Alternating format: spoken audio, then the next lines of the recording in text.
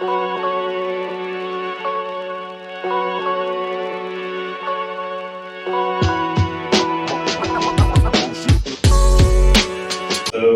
I'm Ross Murphy. I work here at Workday. I've been working here about 5 years. That's been 8 years as well. I've been working in Scala as well. And I decided to talk on Scala build tools, not SBT, but actually just build tools in general. Mostly because for those 5 years I have been working with SBT only. That's the only thing I use, and I was like, oh, I wonder if there's anything else out there. I know you guys are eating, but if you could get one hand free, I guess who works with SBT normally at this Scala? Yeah, that's pretty much most people. Anyone using like Gradle? Yeah, some people on Gradle. Anyone using any of the newer like Mill? Oh, some people. That's surprising. That's pretty small. Anything like Pants or Basil or Basil? Yeah, I didn't think so. So I thought I'd be like, oh, let's go and look at all these tools and let's see all the differences and like, I don't know, have some epiphany and pick the perfect tool and then everything would be great. And then I kind of found out that they're all the same. They all use the same thing underneath. And it's just how do you want to configure each of those things. So for the agenda of today, I'm going to talk about the what. So what are build tools generally? How do they do what they do for us in Scala? And I guess who are the players? What tools can we look at?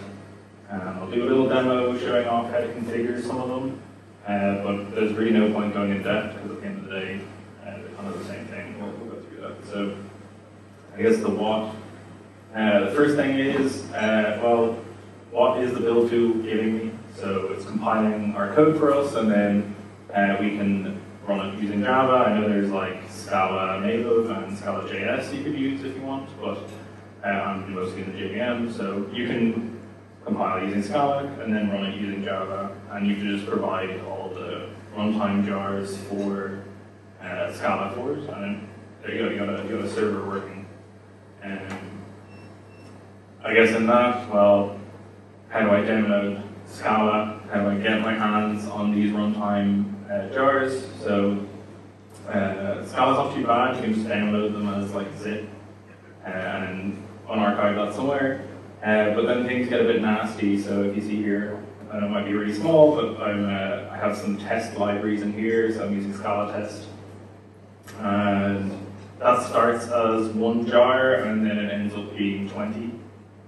So if you want to do that by hand, you have to go to Maven and you have to go download jar and the next one, find all the dependencies, download jar. Like it's pain. Obviously, I didn't do that here, but it would be.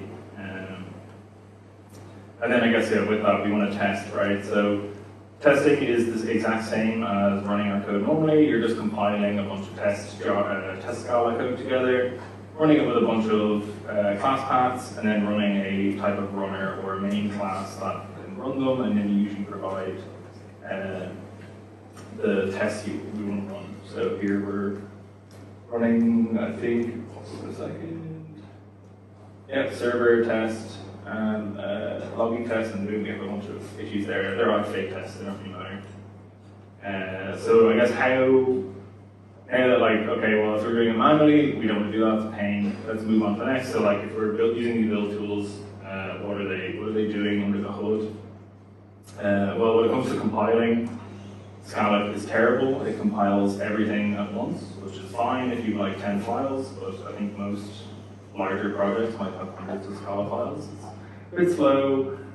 We want to do incremental compiling, so I thought, oh, maybe all these build tools will have something different, but no, they all use Zinc. Zinc is from SVT. It's just an incremental compiler. It just caches what is compiled and reuses the caches whenever changes occur.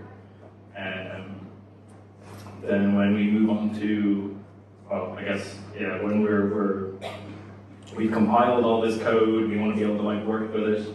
Generally, we're working in some sort of IDE. I'd say most people use IntelliJ, maybe Eclipse, but that's probably dead at this point, unfortunately. But then there's obviously Metals and VS Code and a few others that you can use. So in general, when you compile all this together, You just have a bunch of class paths and classes, and just IntelliJ or the metals are just interpreting those class paths and then giving you IntelliSense based off it. So either specific plugins or specific IDEs built for it, like IntelliJ and Eclipse, or they're using the build server protocol, which is from VS Code. It works with Vim and all those other newer, like Atom and all these other types of IDs you can run. They usually just use a build server protocol to get all the behavior from it. When it comes to dependency management, generally we're pulling from Maven or a proxy to Maven or a proxy to Ivy, as well as like your own internal repos. Yeah, it just turns out that every one of these build tools just use Corsair underneath, and only particular older JVM build tools like Gradle, you have their own artifact retrieval. So yeah, it ended up being a bit, I guess, boring. You can use Corsair on the CLI, just run CS fetch and just grab whatever you want. You can also launch tools through it. It's pretty handy. You can download Java as well through it as well. So pretty much Corsair does 90% of the work, and then you have some extra stuff on top just to tell it what to do. Yeah, then as mentioned earlier, testing is just building class paths, and how you do that just depends on the tool that you're using. They generally provide, the build tools generally provide a test runner, which is just the main class to run these tests, and maybe a test discovery system to be able to find where all your tests are running. And you can use them with generally any type of testing library you use, like JUnit or Scala test. And then obviously, we are developers, we're probably producing some sort of output. Generally, it's packaging. So at the end of the day, a jar is just an archive with all our classes in it. And it doesn't really matter how many layers of the onion you stick onto it. At the end of the day, it's what you have. So you might have plugins that might build Docker images for you, or RPMs, or any of this kind of thing. It's just additional fluff you can add to your build tool. At the end of the day, you're going to have an app dependencies, and maybe for runtime.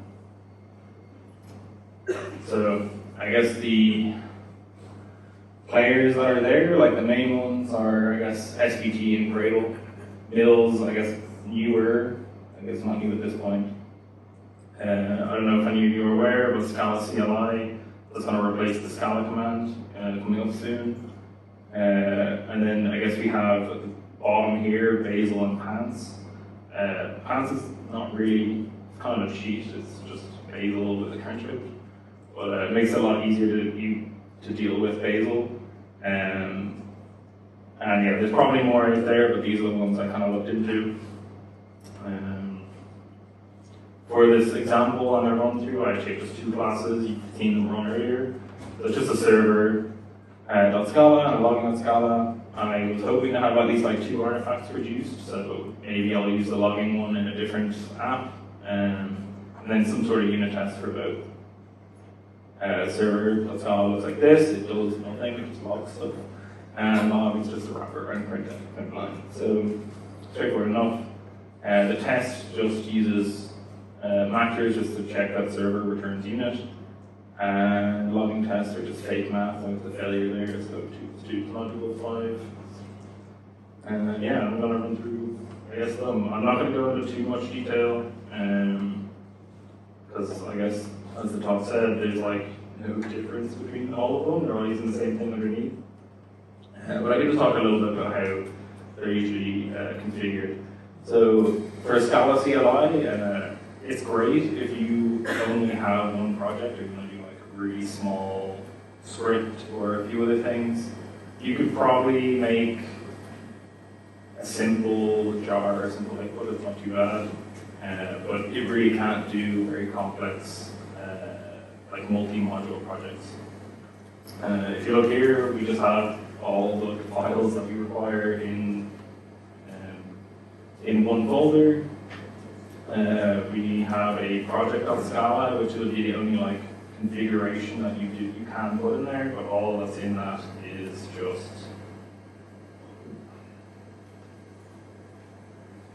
using directive, I believe that's called. So I'm saying, like, hey, for tests dependencies, I want to have Scala test, and I can just run CLI. I can package things like this using assembly. I can run things in a second.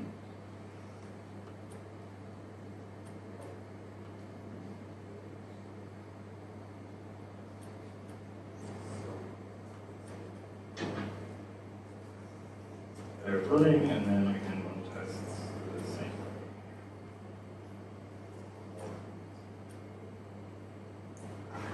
Pretty straightforward, pretty simple.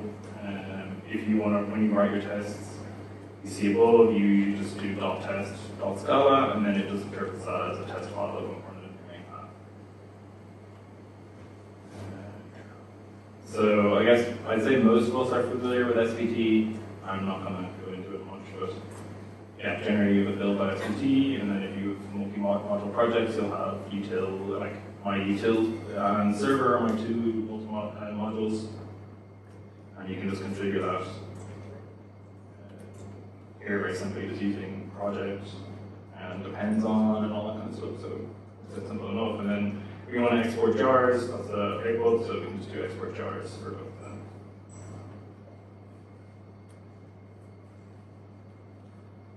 Gradle is, I guess some of you do use it, it's mostly used for Java. But I'd say compared to the other tools, it's one of the hardest to configure, or in my opinion, pain in the ass. Usually you have some sort of build logic. That build logic will have many levels of configuration, so you'll have like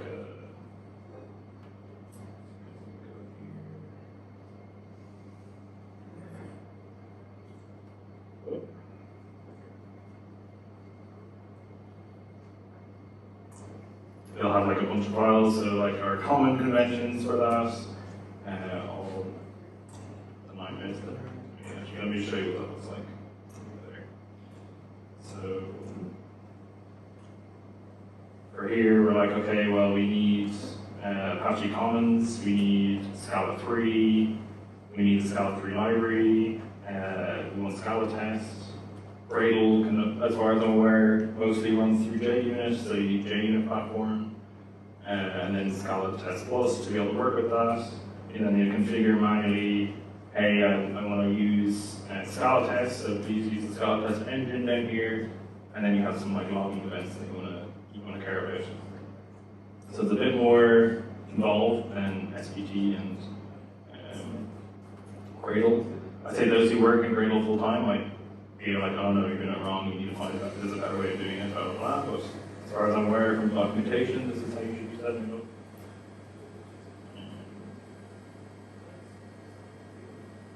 And mill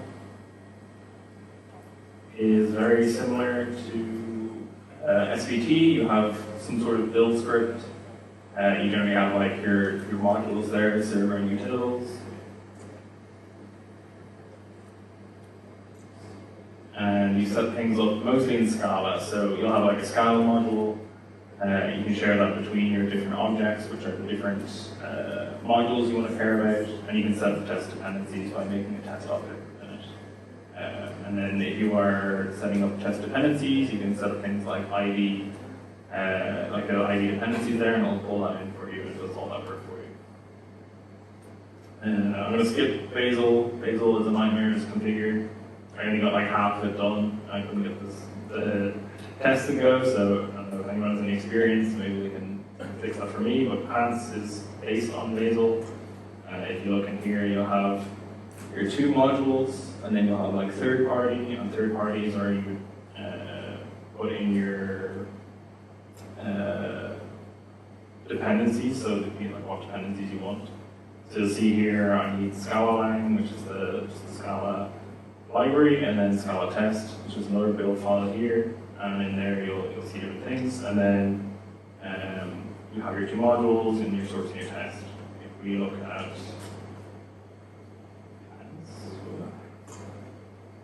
the setup for this is very simple. All we just say is the version of Pants we're using, the fact that we want to use Scala, I guess the JVM default, and the patterns that we want to search for. So Bazel works a bit different. You kind of just say compile everything here, work out if it's a test or not, and then run it and compile it.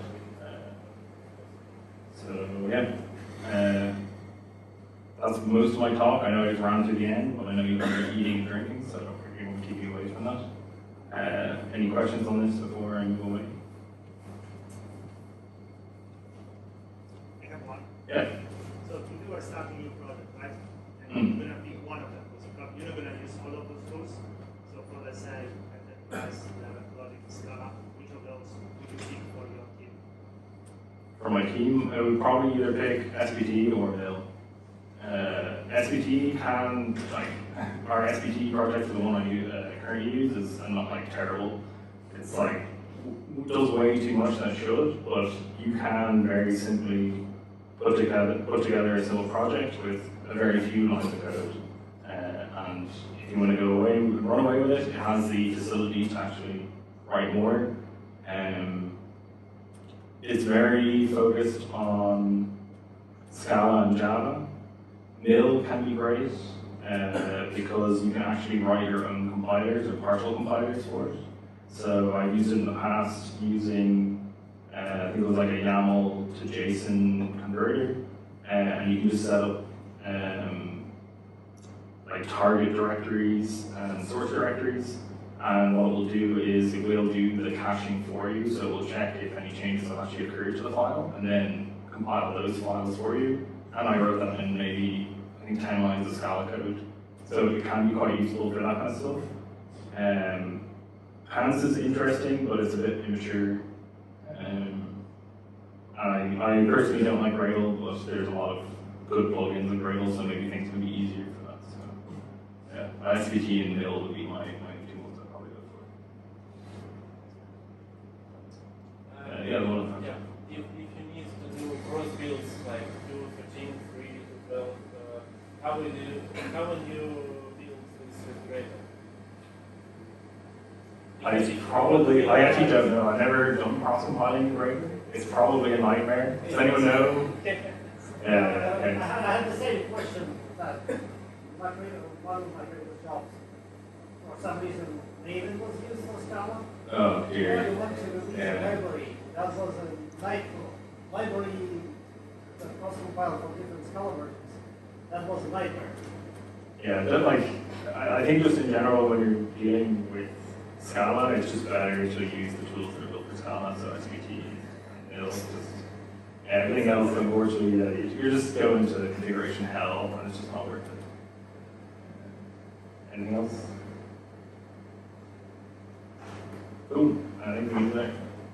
Thank you very much.